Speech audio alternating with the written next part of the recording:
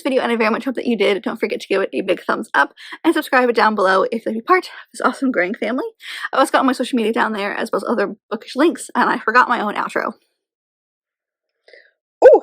Hi everybody, my name is Kelsey, and we're about to get very, very nerdy with my May wrap-up.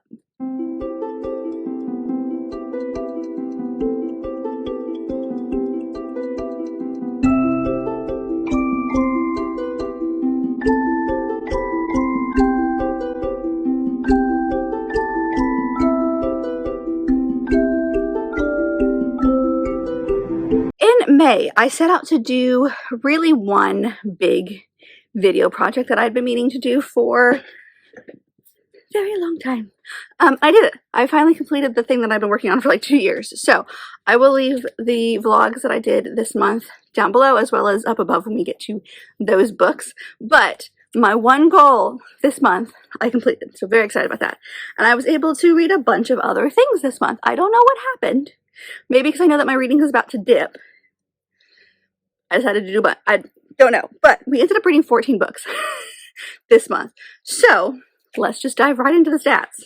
So out of the 14 books that I read, that was over a total of 4,746 pages and about 122.5 hours listened, which was over 3 audiobooks, 4 physical books, and 7 mixed books. Each category is pretty normal for me. We had 4 YA, 1 new adult, and 9 adult books. For genres, we had a pretty, well, we had more than we usually do. We had 9 fantasy, 2 romance, 1 contemporary, 1 thriller, and 1 dystopian. And ratings, normal-ish. We had 3 5-star, 6 4-star, and 5 3-star. Actually, that's quite a lot of 3-star. I didn't even realize that. The first book that I picked up was, well, I guess rolled over, was A Fate Inked in Blood by Danielle L. Jensen, which is the first book in the Saga of the Unfated, which is her newer Viking kind of inspired story.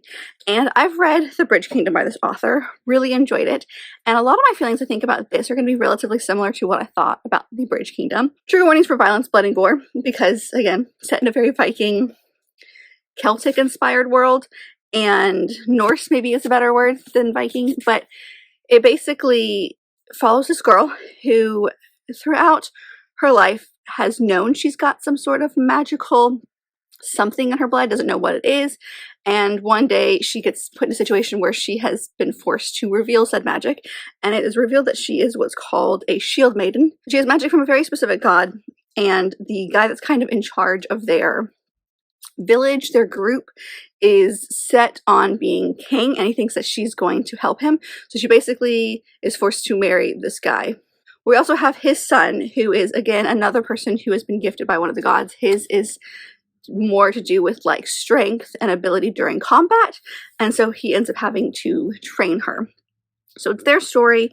It hooked me right away. This is not the most, like, you get into this world and you're like, well, what is happening with like the characters? There's a lot of characters introduced right away because she is married at the beginning of the book to somebody else, and then that kind of basically gets annulled, and she just like this whole world is a little confusing when it comes to like the tribes within this world, but as far as the world building itself with the magic system and all of these different gods and goddesses, just like with her past books, it I think is done really, really well because it's not super complex, but it's also not super simple either, and so it's explained, I think, in a very a good way for you to like comprehend, I guess, what is going on. So the world building is not like, let me dump it all on you at one time. It's no, here is a little bit of information here, and here's a little bit of information here, and you know, like you kind of get it like peppered throughout the story, and that way you get what you need when you need it,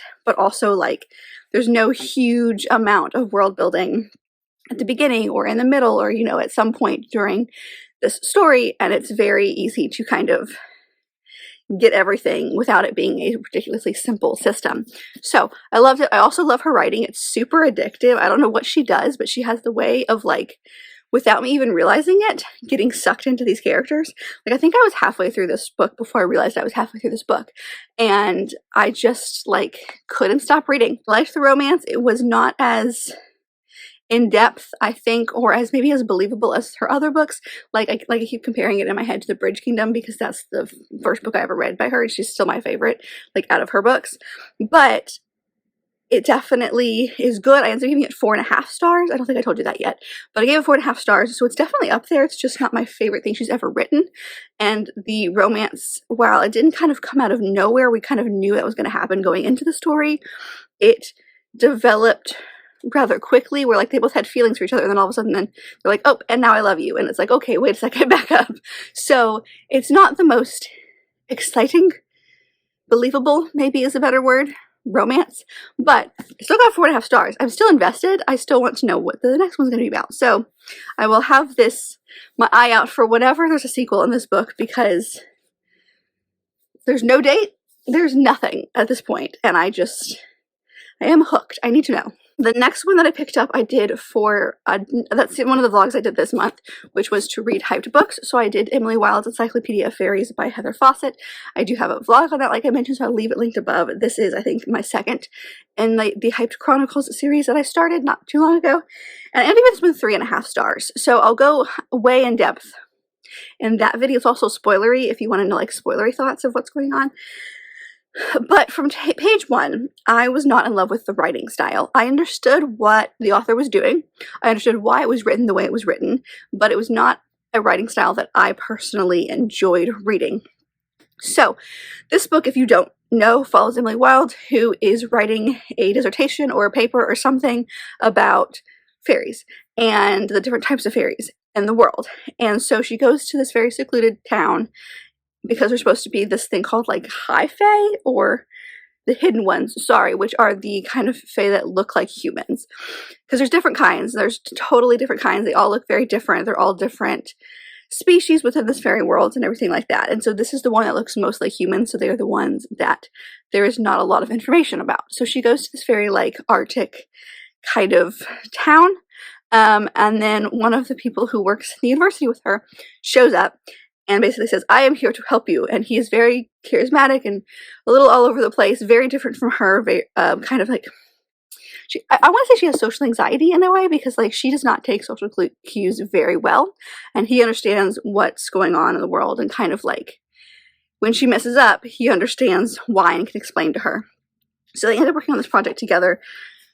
And she is convinced that he is one of these hidden ones. It's written in a very scholarly way, which I understand, as well as like they are like, this is quite literally her diary, let's say, journal maybe is a better word, where it's separated by date of like what's going on. Like that says the 30th of October. And so it's just her thoughts of like what happened on the 30th of October. And so because it's written from her perspective, it is very, like I mentioned, scholarly, which totally makes sense for the world.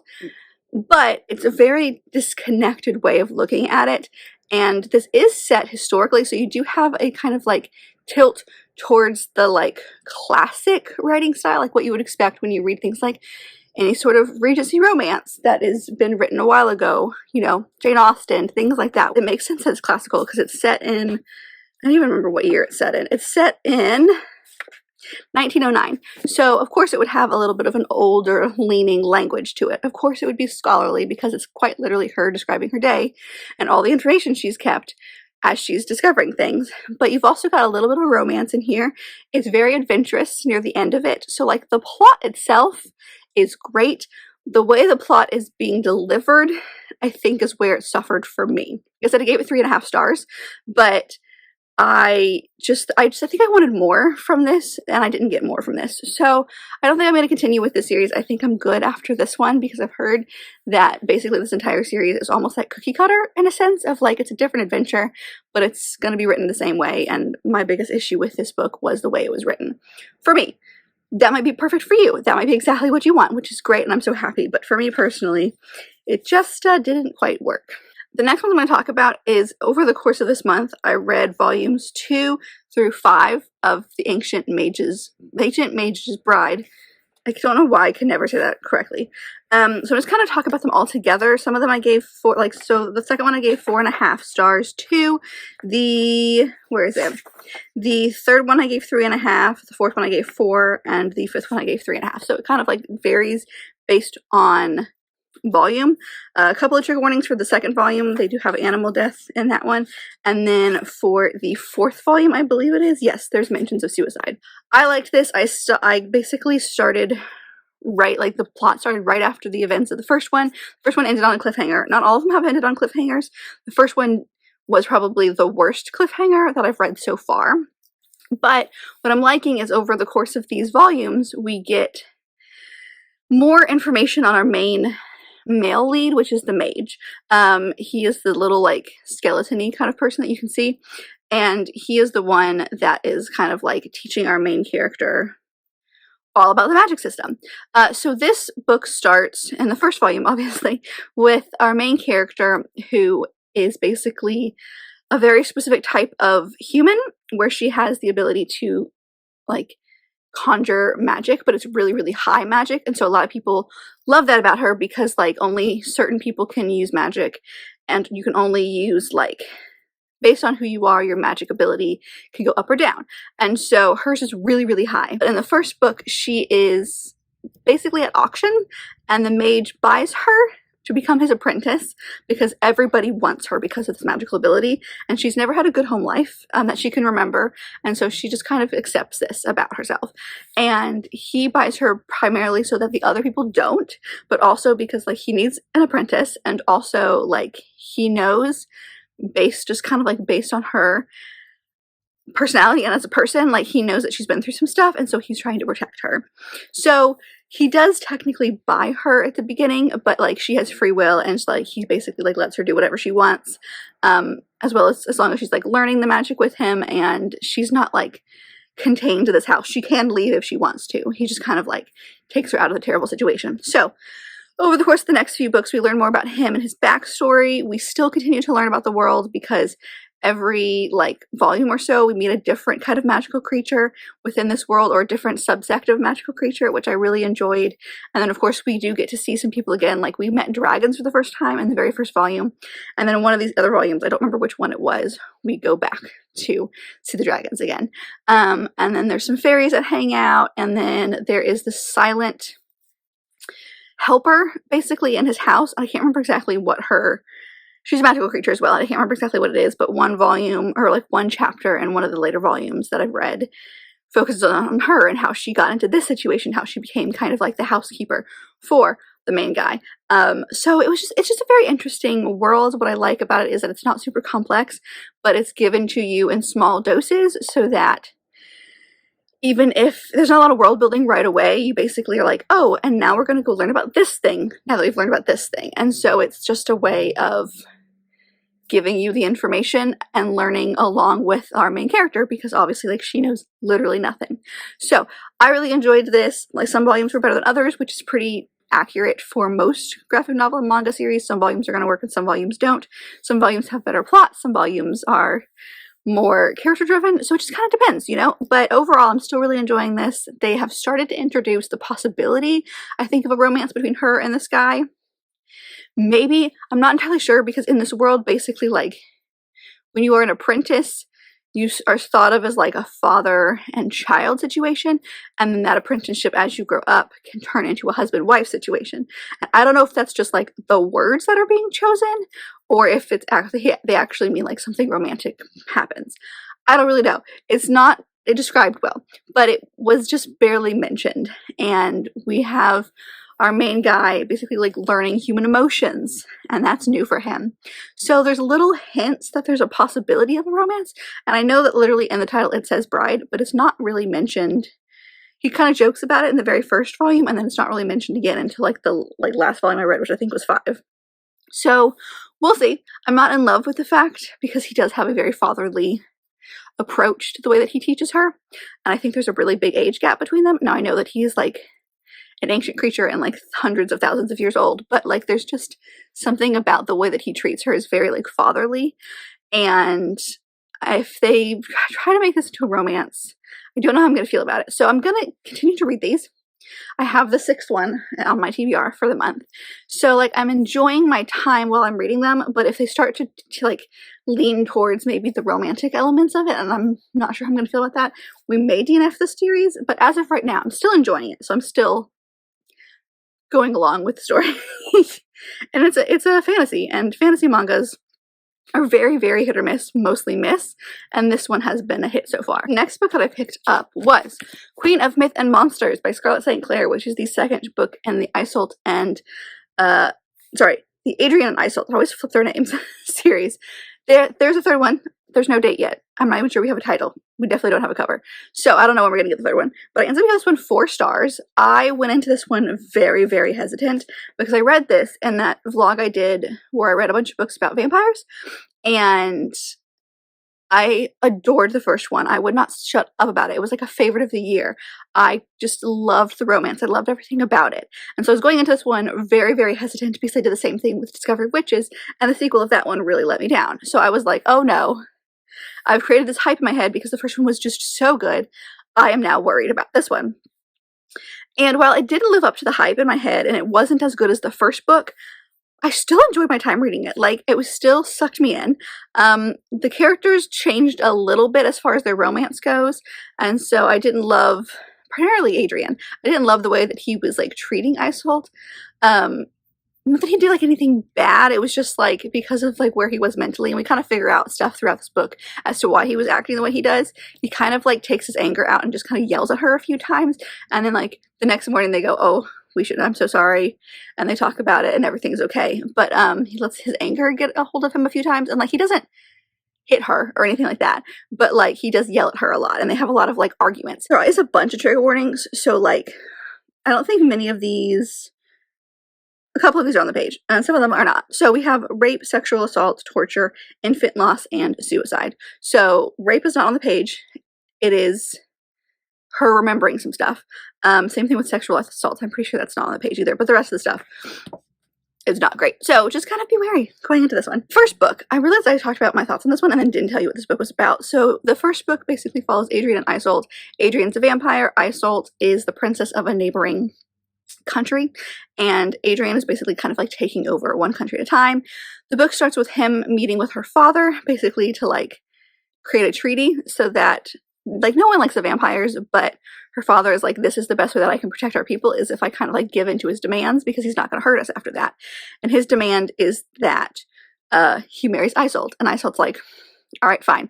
And she does the same thing, like she does it for her people, and they travel to his land, and as they travel, she starts to learn more about him and about the world, and of course it's not what she thought it was, and all that kind of stuff. There's a lot of betrayal in these books. I tried to find a synopsis of the first one, and I did find a little bit of one, but it wasn't a lot of information.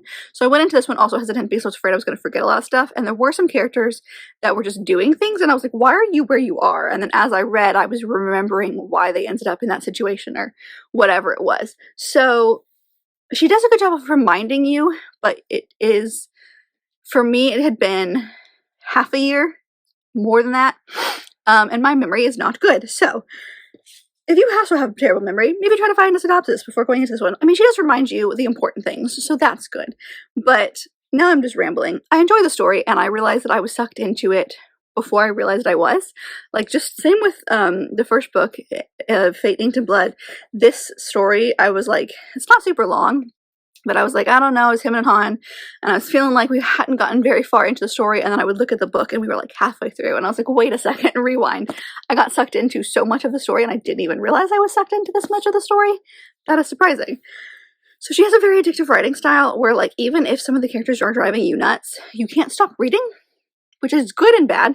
And I was kind of like, for most of this book. I was thinking it was going to be a 3-star, honestly, because I was enjoying it enough to continue, but like none of the characters really made me happy about certain things. And then the very last chapter, something happened in the very last chapter, and then left on a cliffhanger, and I said, why are you doing this to me? So I'm hooked again, and I can't wait for the third one to come out because I need answers. It's the final book. There was some stuff that was revealed at the end, and I just have questions. So I was very iffy going into this one, and then it turned out to be okay. Now we're going to start the next 3 books, which are part of the other vlog that I did this month, which was reading books that I shouldn't like. So I'll leave that linked above, like I mentioned, but basically the idea of that was there are books, like there are things in books that just like completely turn me off. They're not like buzzwords or things that I go, no, I definitely don't want to read that. And so these books all had that, but then there was something else about them that made me want to pick it up. The first one was The Antidote For Everything by Kimmery Martin. There's 1,000 trigger warnings for this one, so let me tell you. We have sexism, transphobia, / just like general homophobia, specifically misgendering and slurs, sexual assault, suicide or talk of suicide, drug abuse, and depression. I forgot most people's names, so apologies. I'm really good at that. But basically it takes place in this practice where it's a private practice. It's run basically by a church, or maybe not run, but it's being sponsored, and like the money to fund the place is coming from a church. And it basically took a bunch of people and all of their different expertise in fields and put them all in one place so that you could go and get the care that you need. So our main female lead, who the book is in her perspective, she basically is, I can't remember the term, but she is a surgeon, specifically for, I believe it's the male reproductive system. And so you do have her, and then her best friend, whose name I do remember, his name is Jonah. Why I remember him, I don't know. But he is gay, and he is a general doctor. And so the book starts with his patients basically receiving letters saying that they are no longer welcome at this clinic, and all letters are going to people who are trans. And that starts a whole thing about that. And then of course, like, he was not aware that these letters were going out, and so he is fighting against that, and because of that he loses his job, and so she is trying to be a good friend to help him out. And so it's just like one thing after another, and it's them trying to figure out, because there's something else going on as to why this situation is happening. And because like he gets fired, but it's not just because of him not agreeing to these policies, even though like I'm not sure how legal it is for them to fire him based on that, but there's this other stuff that they keep claiming, there's other things going on as to why he got fired. And so they're trying to figure out this. You also got a little bit of a love story for her, which some people really enjoy. I read the reviews after finishing this book. Some people really enjoyed, some people were like, I don't know about that. I didn't hate, I kind of liked him a lot, and I liked them together. And so it's just her kind of trying to be a good best friend and figuring out what that means, and also trying to be a good ally and what that means. And so I actually this one 5 stars. And the reason it's on that video, or in that video, was because it's medical, and like I said, our main character is a surgeon. So I was genuinely terrified because I'm super squeamish. I don't do needles, I don't do blood, I don't do gore. Most of that stuff is a no-no for me, which is why any kind of book about a medical practice or a doctor or something like that, I usually steer away from. But she has a very like straightforward way of looking at the world.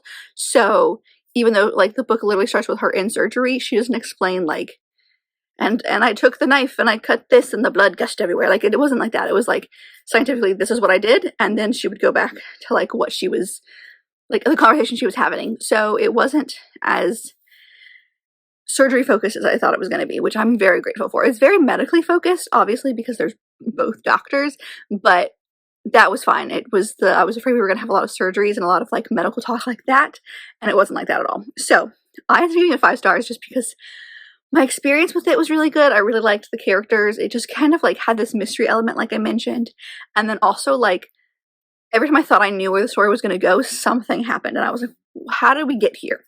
So I still really loved it. I know a lot of people have different opinions on this, and some people have a lot of problems with it, but from my perspective,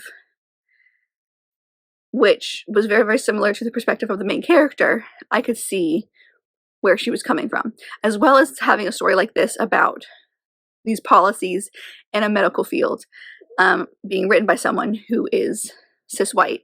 It's very much, this was the story that she could tell, and I understand that. So take that with a grain of salt. This is, you know, probably not the, you should probably look up other people's reviews of this one, but as far as like a book about medicine goes, kind of liked it. The next one for this video was my big old book, which was The Priory of the Orange Tree by Samantha Shannon. I finally read it, and I did give it 3.5 stars. I had this on my list because A, gigantic, but also it's an epic high fantasy, and I do not do epic high fantasies. So the reason I liked it was because, or the reason it was interesting to me was because I heard it was a matriarchal society, and that was fascinating to me. So I picked it up for that reason. Again, check out the vlog if you want like more in-depth thoughts, but trigger warnings for this one, miscarriage and loss of a loved one. And this one takes place in this vast world of East versus West, and it comes from 4 perspectives of the people in this world, 2 from East, 2 from West. And then there's like 1 perspective that like is the main one that you kind of, throughout the book, you realize that is the main one that you're going for. And so it's very complex to explain, and I feel like I don't want to say too much more than that. But yeah, 4 perspectives in this world. Some people like dragons, some people don't. Some people, there's like this big bad guy that's supposed to be coming back after 1,000 years of being asleep. And so you've got some people who are, I mean, everyone's against him, but some people who are against him for one reason, and some people who are against him for another reason. And it's just like very all over the place. So while I liked the story and the characters were very fascinating to me, my biggest complaint, which I mentioned in my vlog, was that there was just too much in this book. There was too many characters. There was too much world building. There was just so much stuff crammed into this book, which is giant, and I get why it was crammed into this book. I mean, she could have probably broken this up and made this a series if she really wanted to. I know there's another book that's coming out, or came out, and it was like a prequel to this, and it's got the same kind of setup with 4 perspectives. But the story in here, like the plot itself, very straightforward, very understandable. It was very like that the plot probably couldn't have been expanded into multiple different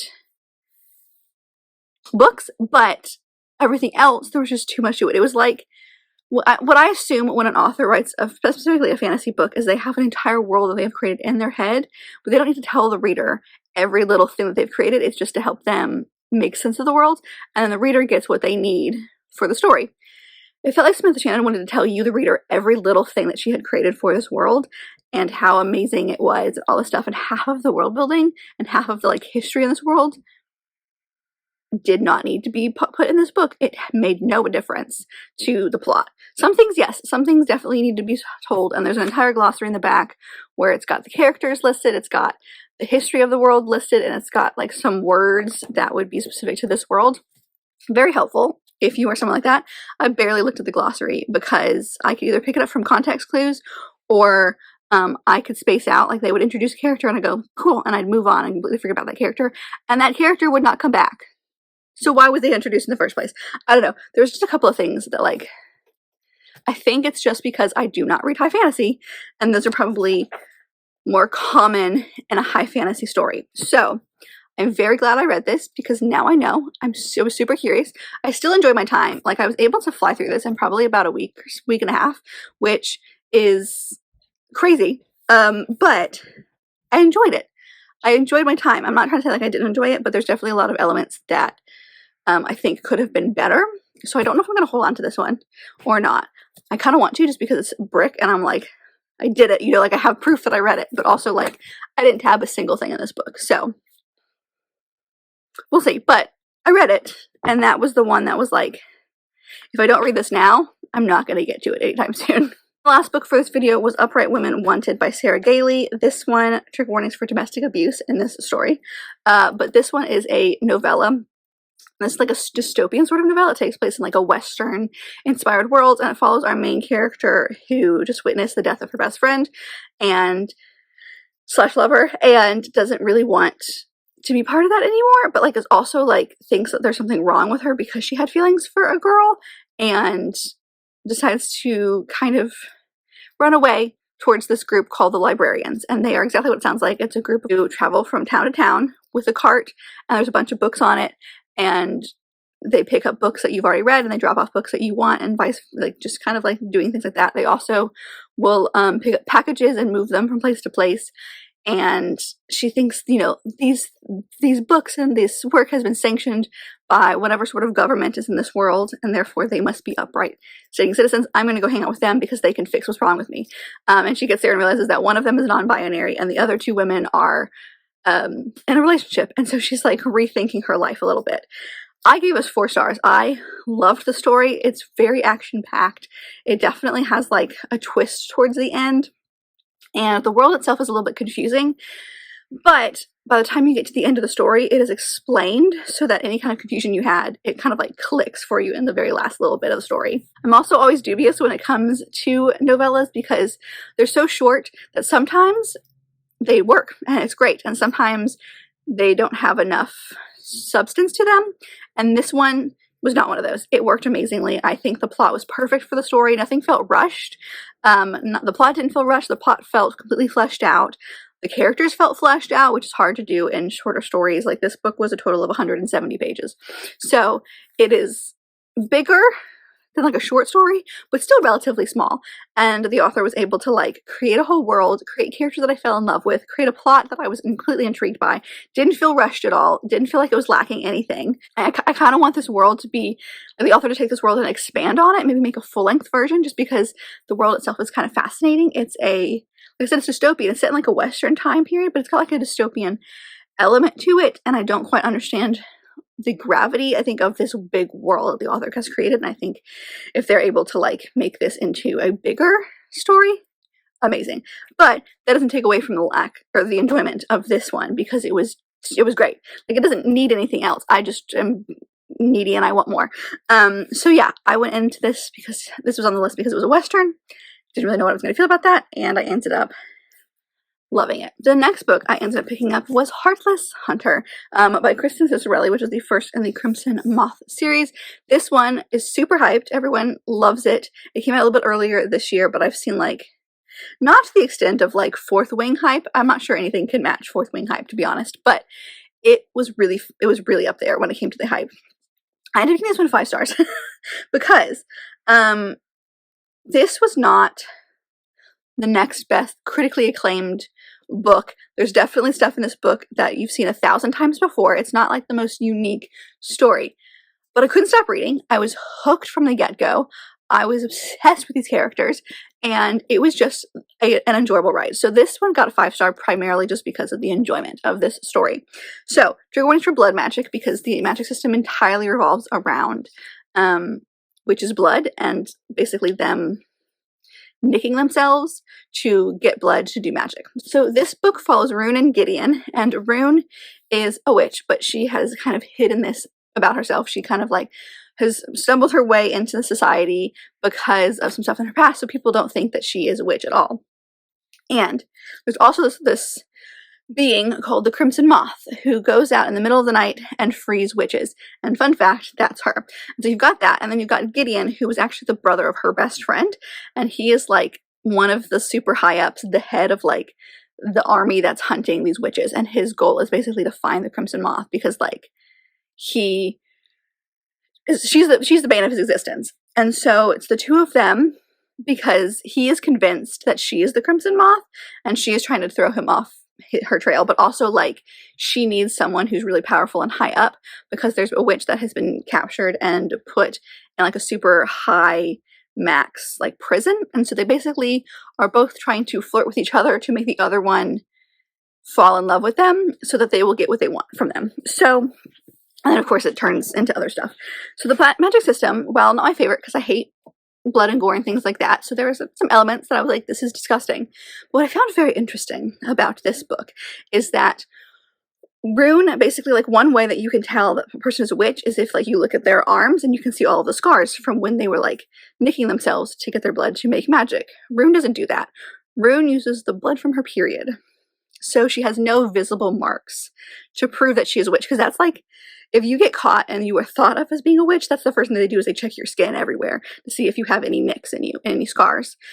And she doesn't have any of those because she uses it a different way. Also, witches in this world bleed black instead of like red like the rest of us do. So that was fascinating. So like the world itself was like actually very clever. But it's got the same kind of, you know, witch hunter witch vibes, enemies to lover, like all those things that you would expect, the angst, the like growing attraction between the two of them, all the things that you would go into a story like this expecting to be there is there. Twist at the end that I didn't see coming, so very interested about that. But like, I'm hooked. I need the second one. I loved it. It may not be the most unique, it may not be the most amazing thing you've ever read, but pure enjoyment wise, 5 stars for sure. Then I picked up actually a buddy read that I did with my friends, which is In Bed with the Devil, which is the first in the Scoundrels of St. James series by Lorraine Heath. So we decided to, we've been doing the Westerns. We kind of decided to read her in order from publications. We started with her early stuff, and there's a lot of Western things.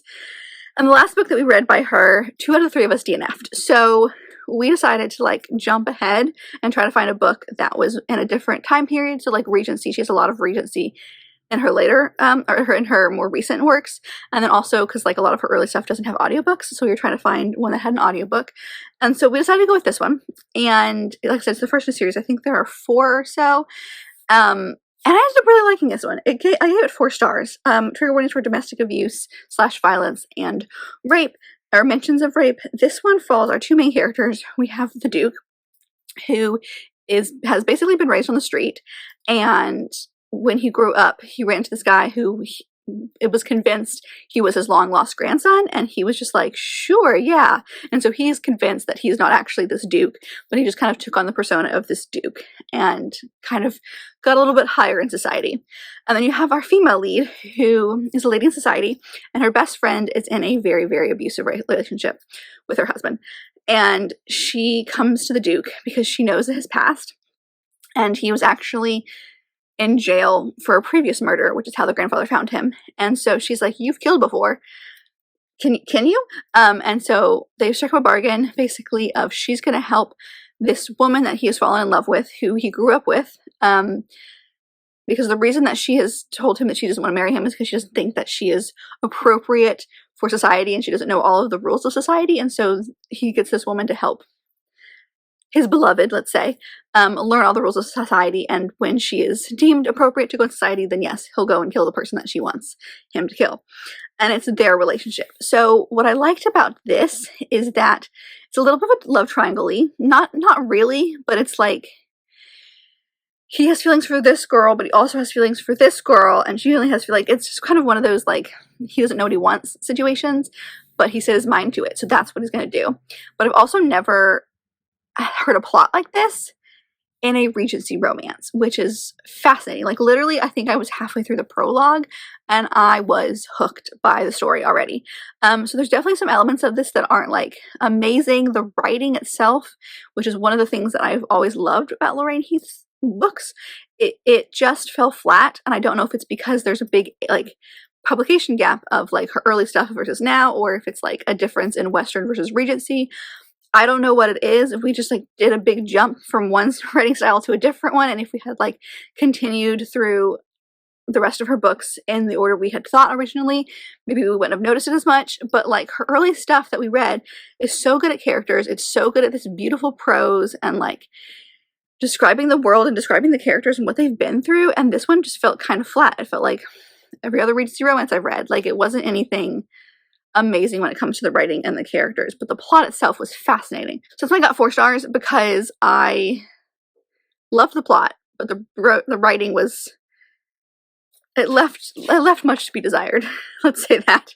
Next one I actually gave 5 stars to as well. That's my thriller, which is None of This Is True by Lisa Jewell. Oh my gosh. So trigger warnings for alcoholism, murder, sexual assault, pedophilia, and grooming. There's a lot in here, which I think is pretty normal for kind of thrillers. I think that they have this, but it follows our 2 main characters, Josie and Alex, who are birthday twins. They were born on the same day in the same hospital. I'm not sure they were born at the same time, but they're the same age, and they end up running into each other at a bar one night. Then Josie approaches Alex after they meet at this random bar, because Alex is the podcast host and has spent, like, that's her job, is she just kind of creates all these different podcasts following all these different women, and they're all kind of like very uplifting stories. And Josie is like, okay, but I have a story that I think you'll find really interesting. It's about my life and how I'm about to make a big change. Like, I haven't made the big change yet, so I can't be on like what you've usually done, but I'm about to make this big change in my life. And Alex is intrigued enough that they decide to start recording, and you learn about Josie's backstory, and her life is a rough one. But as the title says, none of this is true. You go through the story and you genuinely don't know who's telling the truth. So it switches back and forth between Alex and Josie's perspective. I think you might get a couple other people. It's all third person, so like it's in their heads, but it's mostly Alex and Josie's perspective, and then like occasionally a few others. And because it is a podcast, you do have like podcast or like mixed media elements thrown throughout. So sometimes you have descriptions or like transcripts from some of the podcast sessions they have, or some newspaper articles and things like that, because like something has happened, and you know that going in that something has happened, but you don't know what that something is. And so it's kind of like all these other elements are leading you to that. And I just loved the writing. I loved the development because, like, it's a thriller, but it's not, like, scary by any stretch of the imagination. It's unsettling. It has its moments. But, like, I basically read the entirety of this book at night before bed over the course of a few days. And I don't do that. So that's saying something. And I just loved it. And the fact, like I said, like I mentioned earlier, every time I thought I knew who to believe, something would happen. Like, we believe Josie for most of the book, and then her husband, who we've taught not to believe, kind of comes in and, like, says a few things to Alex, and Alex is like, now we're thinking. And so then I go, oh, well, maybe the husband's the one who's telling the truth. And then Josie says something, and I go, nope, we're back to Josie. Josie's telling the truth. And, like, literally you bounce back and forth throughout this book of, like, who is telling the truth up into the very last chapter. Like, you get to the last chapter, which I think is like an epilogue of sorts, and you're like, you know, we've made it to the end, we know exactly what happened, and then the epilogue goes, hold my beer, and, like, throws one final thing at you and says, okay, bye. And you're like, okay, so now you're telling me that this thing that I thought this whole time is not true. And it's just, like, so well done. It's so well written. It's so well crafted. It has, like I said, all those mixed media elements, which build up this sense of, like, I need intrigue, and, like, I need to know the answers to this story, but, like, you also need all of the stuff building. It's so well written, I guess is what I'm trying to say. I definitely want to read more things by Lucy Jewell now, because, like, this was just, I didn't know what to expect going into it, and there was just something about, like, I almost didn't get this one. This is a book of the month book. I almost didn't buy this because I was like, I don't, maybe we'll see. And then I did, and there was just, I'm so glad I did, because now I'm just like, please read. Everyone, please read this book. It was so good. It takes your brain and it twists it in 1,000 different ways, and, like, it was the best experience. So, yeah, this one got 5 stars. The very last book that I read in the month of May was Hook, Line, and Sinker by Tessa Bailey, which was the sequel and the second and the final book in the Bellinger sisters duology, which follows Hannah and Piper, who are 2 sisters who lived in LA. They come from relatively rich backstory, and the first book is Piper's story, and the second book is Hannah's story, and over the course of the first book, they basically end up coming back to this fisherman town where their father grew up, and has left a bar to them, and their stepfather is like, I've cut you off, you guys are, particularly Piper, you guys are driving me nuts, go learn some life skills. And so Hannah goes with her, and this takes place like 6 to 7 months after the events of that one, and it follows Hannah and this guy named Fox, who is the best friend of the guy from the first book. And Hannah is really heavily involved in the, like, film industry, specifically with music. She loves music. Music is a huge part of her life. And she is even, like, she and Fox have become friends, and they talk about music a lot. And so she's on the set. She's kind of a PA, a personal assistant, and she really wants to be more, but she doesn't tell people her real name because she knows the last name will give her special treatment, and she wants to get to where she's going on her own. So only a couple of people, I think, on the set know her real name, or at least her last name.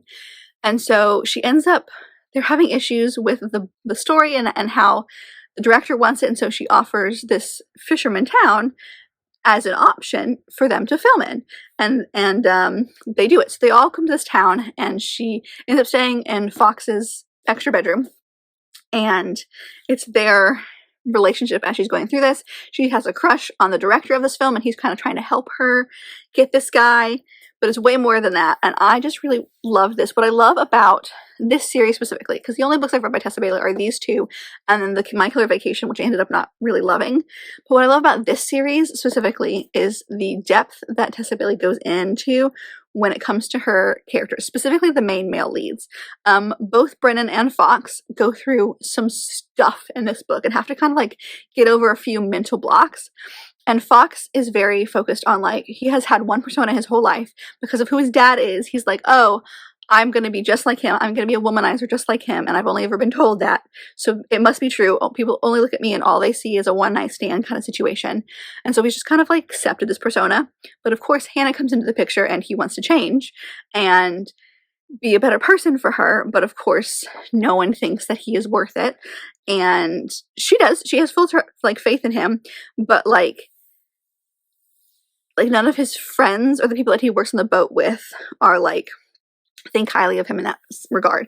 So it's him trying to get over this hurdle of, like, what other people think versus what you want your life to be. And so he goes through some stuff in this book. So you've got her taking strides in her career and him taking strides in his personal, mental, chaotic battle. So I loved it. Another thing that I loved about them is how realistic of a couple they felt, because this is definitely friends to lovers.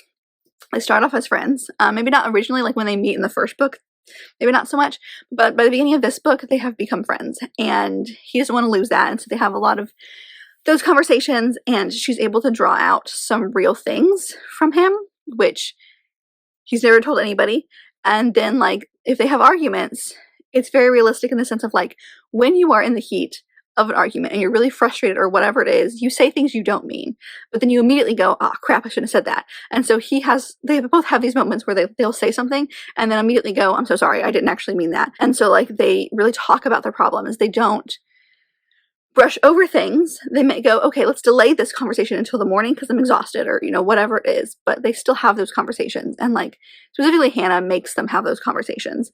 And I think that's really good for their romance. So while this one is not, in my opinion, as good as the first book, it's still got 4.5 stars. So it's still really good. I still really enjoyed it. And I just love that depth of character that she's able to write in these books. I don't know how she does it, but like 1 second you go in going, this is just going to be a fun little contemporary romance. And the next thing you know, you get to the end and you've uncorked this like ridiculous amount of like depth for these characters. So I love them. And that's it. Those are a look at the books that I read in the month of May. I don't know when I'm going to do another wrap-up anytime soon, so this might be my last wrap-up for a hot second, but I hope you guys enjoyed. Please let me know how your May went. Of course, if you've read any of the books that I mentioned, I would love to know your thoughts on them, or if you'd like to share your favorite book that you read in May, or if you need a rant, your least favorite book that you read in May, whatever you need to do, tell me all the things. You guys know I love all the bookish stuff in the comments, so leave all your thoughts. But if you like this video, and I very much hope that you did, don't forget to give it a big thumbs up and subscribe down below if you'd like to be part of this awesome growing family. I've also got all my social media down there, as well as other fun bookish links, so go check all that out, and I'll see you guys in my next video. Bye!